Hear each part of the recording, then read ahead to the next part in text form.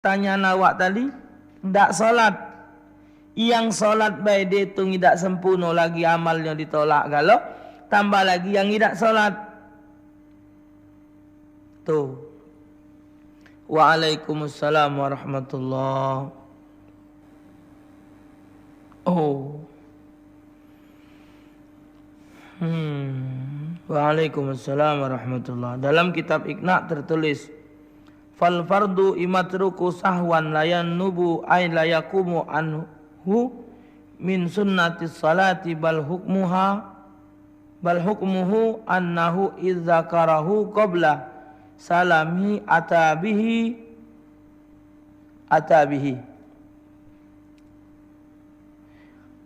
Fardu atau rukun yang tertinggal dalam salat karena lupa tidak bisa diganti dengan sujud sahwi, dan yang lainnya dari sunnah-sunnah salat.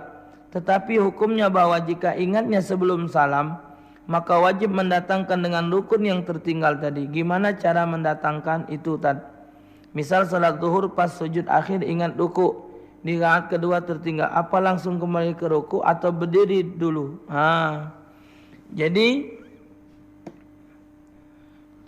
kalau kita misal dalam solat, inilah bedanya rukun solat niat dengan tertib. Jadi dalam rukun solat, kalau dia terlupa niat, berarti batal. Walaupun di mana be dia mesti batal ke. Allahu Akbar lah boleh 3 rakaat. Rasanya aku ni niat isyak tadi. Ini ni maghrib, batal solat.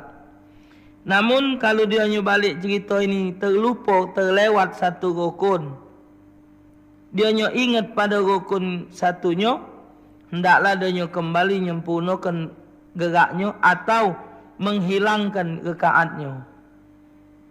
Masalan,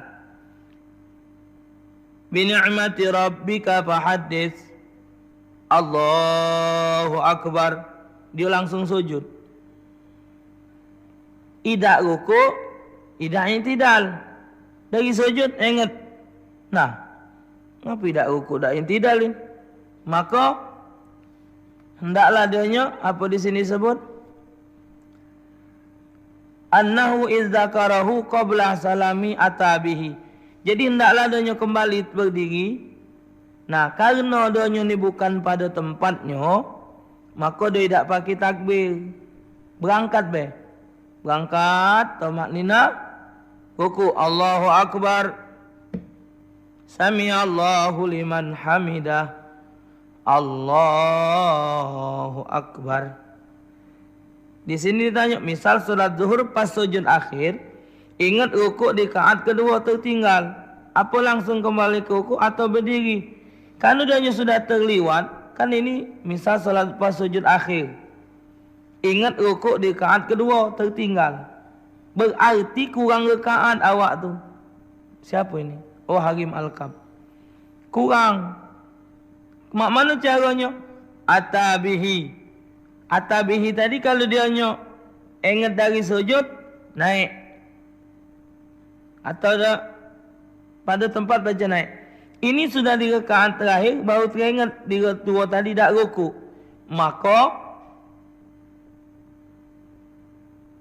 Maka dia nambah serakaat baik.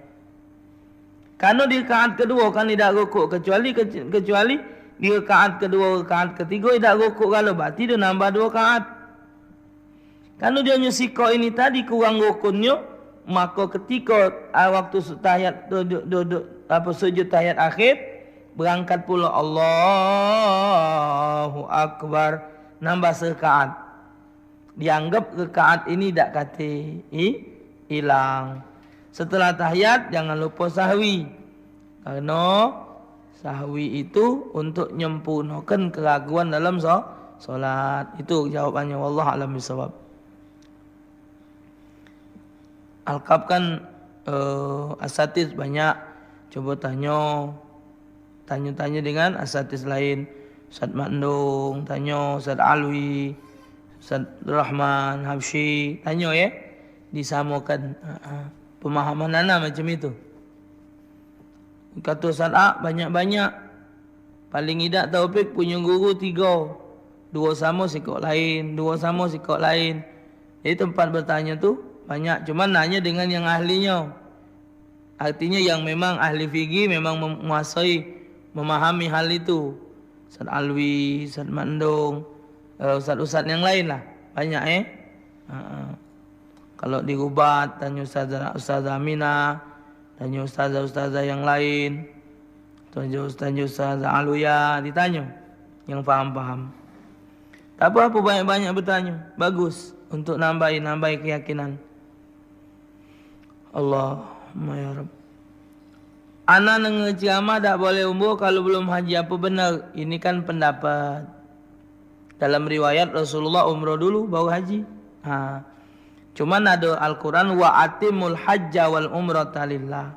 Sempurnakanlah haji dan umrahmu karena Allah. Jadi di situ Allah nyebut haji dulu baru umrah. Nah, inilah jadi dalil beliau. Ana tahu yang ceramahnya siapa. Dalil beliau nyata kenapa? Bahwa wa atimul hajja wal umrata. Haji dulu Allah nyebut baru umrah. Jadi mesti haji pendapat beliau. Sebab keterangannya Rasul umrah dulu baru haji. Pak Ustaz, kalau sujud lebih baik menempelkan kedua tumit atau tidak? Kalau menempelkan kedua tumit 10 jari kaki tidak bisa menyentuh lantai, Pak. Tumit. What tumit? Tungkak. Tumit apa? Jengku. Kalau tungkak? Tungkak. Tungkak. Kalau sujud lebih baik menempelkan kedua tumit atau tidak? Kalau menempelkan kedua tumit 10 jari kaki tidak bisa menyentuh lantai, Pak.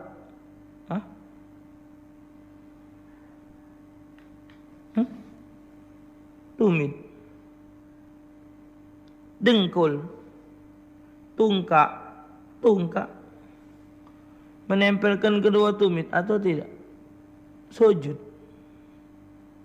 Mak mana sujud nempel ke tumit? Dengkul bukan tumit kan? Tungkak. Tungkak.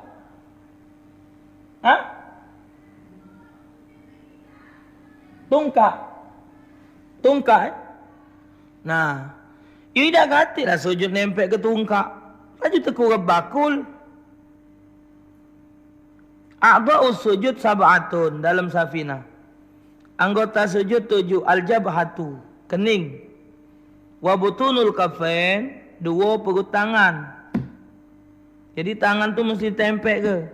Wa rukbatani, 2 dengkul. Wa butunul asabi'ur rijlain, dan perut anak-anak jari kaki. Kalau tungkak tidak ada masuk, saralah. Dengkul jadi 7, kening 2 tapak tangan, 2 dengkul, 2 ujung jari. Itu yang wajib ditempel ke, ya? Ya jelas lah tak akan ditempel ke kalau pakai tumit. Enggak tumit enggak masuk loh. Pak Ustaz nak bertanya. Pertanyaannya, apa hukum orang Islam melihara anjing? Haram. Kecuali untuk kebun dengan catatan anjingnya sudah terlatih, makannya sudah pacak terarah. Cuman dianya berburu tadi pacak nangkep binatang tidak dimakannya. Itu ada tu capi di kebun. Untuk berburu bukan untuk nyaga kebun.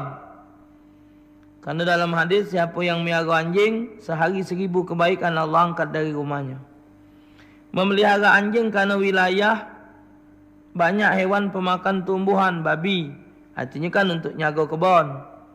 Apa hukumnya istri yang bila sedikit keras bicara pada suami karena memang suami telah 8 bulan tidak dapat menafkahi istri dan anak istrinya. Istri yang mencari nafkah. Di sini suami sehat tapi seperti sakit dan sakit tapi seperti sehat. Karena memang bisa makan minum, kerja tidur dan lain, tapi tidak bisa mencukupi kebutuhan sehari-hari. Ibu Dianti Lampung, tolong dibalas Pak Ustaz. Oh, mak mana nak nunjuk tahunya? Malas mak mana ini? Nyawab apa? Ya nyawab aja Bu ya. Jadi kalau suaminya emang Ini kan orang Lampung, nanti nggak ngerti gina bahasa Palembang. Jadi mak ini bu, kalau suami kagak kerja tapi badannya sehat walafiat, cuman dia nggak galak mencari bekerja, dia hanya mengandalkan istrinya aja, dia melok dan istrinya nggak ridha, nggak ikhlas, maka hukumnya haram. Tapi kalau istrinya senang, enjoy aja, apa gayanya nggak mencucu, dia nggak marah, nggak apa-apa, hukumnya halal. Tapi suami walaupun biar bagaimana, dia harus bereja untuk berusaha mencari rezeki tadi. Nggak boleh dia berpangku tangan aja, ya.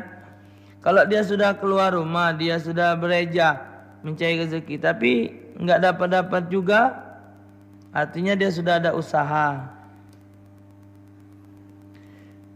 Tak Nabi apa baik yang masih hidup, cerita ke juga sejarah singkat Nabi Khidir alaihissalam.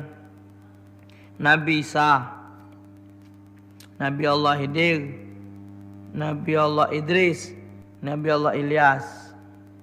Nabi Allah Isa kan diangkat ke langit, wa ma qatalu wa ma salabu walakin syubbiha lahum. Nabi Isa itu tidak dibunuh, tidak disalib, tetapi walakin syubbiha lahum, ada 12 murid Nabi Isa. Nah, sikapnya murtad. Nah, yang murtad itu gayanya disamakan oleh Allah dengan Nabi Isa, dialah yang kena salib. Kedua Nabi Allah Idris, karena Nabi Idris ni ngaso mati sudah, ngaso neraka sudah, jadi tinggal dia masih hidup. Karena waktu di syurga nandak mentu-mentu. Nabi Allah Ilyas, waktu malaikat Israel datang, nangis. Ditanya oleh Israel, ngapo ya Ilyas kau nangis?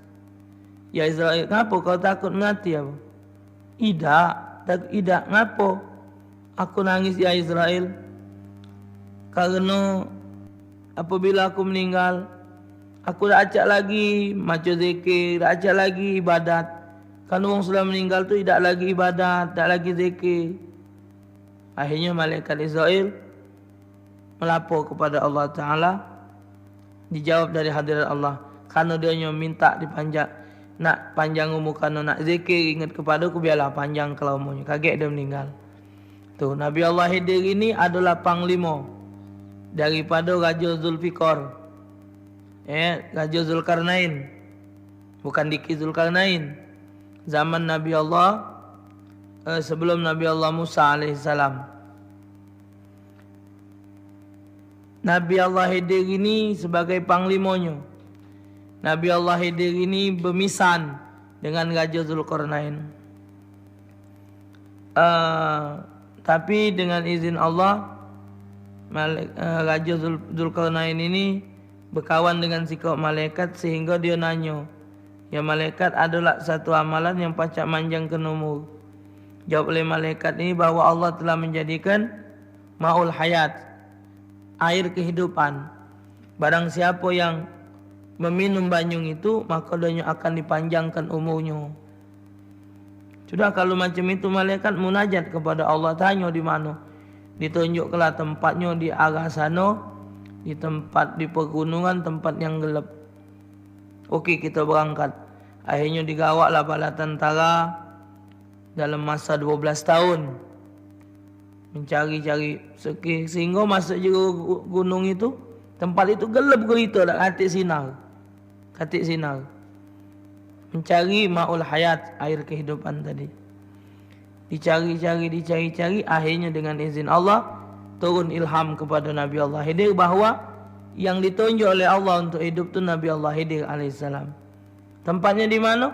Arah sebelah kanan. Karena itu gelap, tidak tahu. Pergilah Nabi Allah Khidir, ketemu nian, ada sinar, di situ ada air. Maka Nabi Allah Khidir mandi dan minum. Ternyatalah dicari sekian tahun tak ketemu, maka raja ngajak balik. Namun Nabi Allah Khidir yang menemukan air itu, namun beliau tidak ngomong. Allah alam bisawab, itu Ana dapat ceritanya dari internet, kurang lebih macam itu ya. Waalaikumsalam warahmatullahi. Pak Ustaz tolong jelaskan tentang sujud sahwi yang sering ragu dalam sholat. Takut ada yang lupa, jadi saya melakukan sujud sahwi. Iya, jadi penyebab sujud sahwi itu satu, ragu dalam sholat. Kedua, makanan sedikit tidak membatalkan dalam sholat. Kalau banyak batal, dikit tidak dengan sengaja. Tidak sengaja makan dikit tidak batal, itu sahwi. Kemudian memindahkan rukun qauli. Keempat, meninggalkan sunat ab'ad atau ab'ad dalam ab'ad. Awak termasuk dalam ragu. Dalam solat tidak boleh ragu. Mesti yakin itu benar. Titik.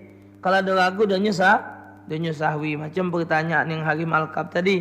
Soal apa jumlah rakaat tadi dalam Iqna tadi ya.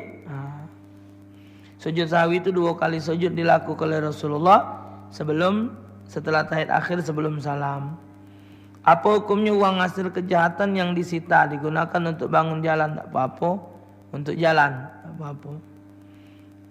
Artinya itu hak wong banyak, tidak ada pribadi tak. Doa Zulfikar dihadiahkan ke orang sudah meninggal, bagus tak? Zulfikar itu untuk doa amalan baik itu. Saya mau bertanya, setelah saya melahirkan saya suntik KB, setelah 1 minggu saya datang haid sedikit-sedikit dan haid saya tidak berhenti selama 3 bulan. Setelah 3 bulan baru haid saya berhenti. Yang saya mau tanyakan, apakah saya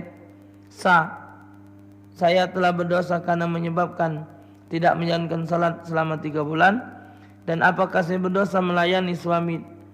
Apakah saya berdosa melayani suami dalam keadaan haid? Sedangkan suami kalau saya bilang saya sedang haid, jadi enggak bisa melayani. Tunggu 3 bulan, tapi dia terus memaksa untuk dilayani, jadi saya terpaksa melayani. Haid itu tak ada tiap bulan, artinya tidak ada berterus. Ada waktunya. Paling biasa seminggu, paling lama 15 hari. Malah 3 bulan berterus, berarti ada penyakit. Nah, konsultasi dengan dokter pacak membedakan mana darah haid, mana darah yang bukan haid. Ketika darah haid, ya haram melakukan hubungan suami istri. Bukan darah haid, itu tidak haram. Cuma tidak lemak baik. Istri dalam keadaan posisi sakit, tapi dipaksa untuk melayani. Ustaz mau nanya, apa sih hukumnya wanita yang rebonding rambut haram? Tolong jelaskan Ustaz. Karena pengen ngebonding, tak salah lurus rambut jadi lama itu. Ustaz Ana Rizki di Mataram nak nanya tentang salat qadha. Salat qadha apakah boleh kerja pada setiap waktu Ustaz salat wajib? Boleh. Bagaimana niatnya? Niat itulah. Tak kata berubah-ubah, cuma adaan diganti qadhaan. Kalau nak disebut, kalau tidak tetap sah. Salatnya yang itulah. Jadi zuhur tetap dibayar 4 rakaat. Maghrib tetap 3. Ustaz, tidak lagi apa ngisi di cawisan di Musala Nurul Misbah. Tidak lagi. Istirahat dulu. Di dulu anak ngajar. Kami baru 3 bulan buka usaha sudah tadi. Aku ada pacar, tak ada ngurusi pacar ini. Aku datang bulan sudah 15 hari. Bulan apa? Ini masih dikit. Ya Allah, dia omong ke pulau. Dong.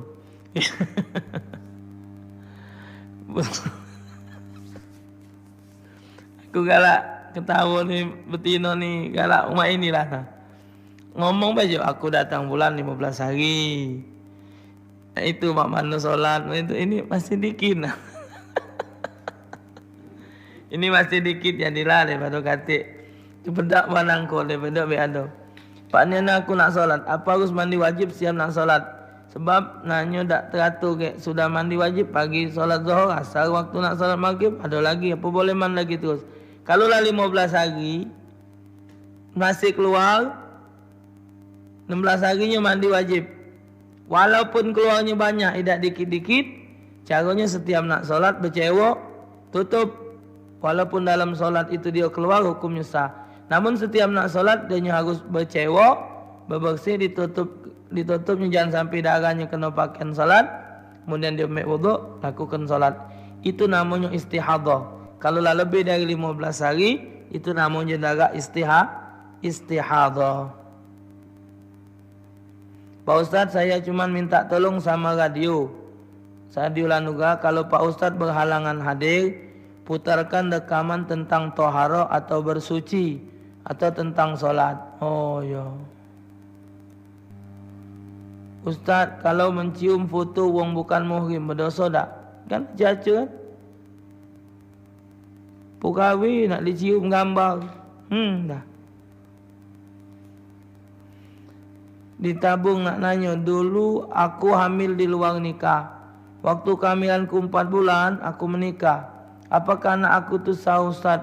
Apakah aku harus nikah lagi? Kalau tidak nikah bagaimana Ustaz? 4 bulan, berarti sisanya 5 bulan 10 hari. 4 bulan baru kahwin, berarti itu anak umak. Berarti budak itu kalau betino, laki awak tak pacak jadi malinya. Wuduknya batal dengan laki awak tu. Itu kalau dia betino. Kalau dia lanang, berarti yang alhasil anak itu tidak acak dibinkan kepada laki-laki yang nikah dengan anda. Karena awak punting 4 bulan baru kahwin. Dan tidak perlu setelah lahir itu kahwin lagi. Karena itu sudah sah. Tak doa yang berlebihan itu cak mana yo? Mohon petunjuk. Yo berlebihan itu dalam arti kata yo yang kio-kio yang tidak ada apa? Tak masuk akal. Yang seolah-olah nak mengajari Allah segala macam. Kalau doa panjang tak apa-apa. Kalau dewean, kalau enggak mi pisi wong. Ustaz, tempat kami kalau 3:30 subuh kadang terdengar azan. Itu untuk azan salat apa Ustaz? Aku tak tahu. Oh yo, macam di Mekah. Di Mekah dan Madinah itu 1 jam sebelum waktu salat dia azan. Di azan subuh. Lagi waktu solatnya azan lagi. Bukan 3:30. Kalau 3:30 berarti beduknya 4:30. Sekarang kan kurang 4:45. Berarti mesti azannya jam 4:04. Pak Ustaz, aku dulu pernah nikah tapi cuma nikah siri. Sekarang sudah pisah 12 tahun. Tapi kami tidak ceri sama. Cuman pisah be. Kalau aku nak nikah lagi cak mana? Kalau nikah siri ini sah bu. Nikah siri ni sah. Asal walinya ada, saksinya ada. Cuma tidak tercatat di pemerintahan. Hukumnya sah. Sekarang sudah pisah 12 tahun. Pisah ini diceri apa lari ke diri lanang tu. Tetap ke dulu. Tambah lagi ibu tidak katik surat nikah. Pengadilan nandak ngurusnya. Jadi ibu tetap ke dulu. Minta layang ke surat dengan yang laki berlari tadi. Minta pernyataan ceri. Walaupun 12 tahun, 20 tahun kalau dia meninggalkan tidak ada kata cerai, maka dia tidak jatuh cerai. Tak macam mana bedain duit haram sama duit halal, kita tu lah tahunya. Dari mana kita dapat. Jadilah dulu 11 lewat hari ini. InsyaAllah ada manfaat. Wallahu a'lam bishawab. Bismillahirrahmanirrahim. Minta maaf sama sekali. Doakan ana biar istiqomah sama-sama kita selamat dunia dan akhirat. Ya khair insyaAllah. Kalau memang terbaik ada seorang ustaz, seorang kiai nak ngelamar awak untuk menjadi isteri ketiganya, mengkali itu yang lebih baik daripada kembali kepada suami yang lama. Kalau memang anda berfikir untuk kembali pada suami yang lama lebih baik,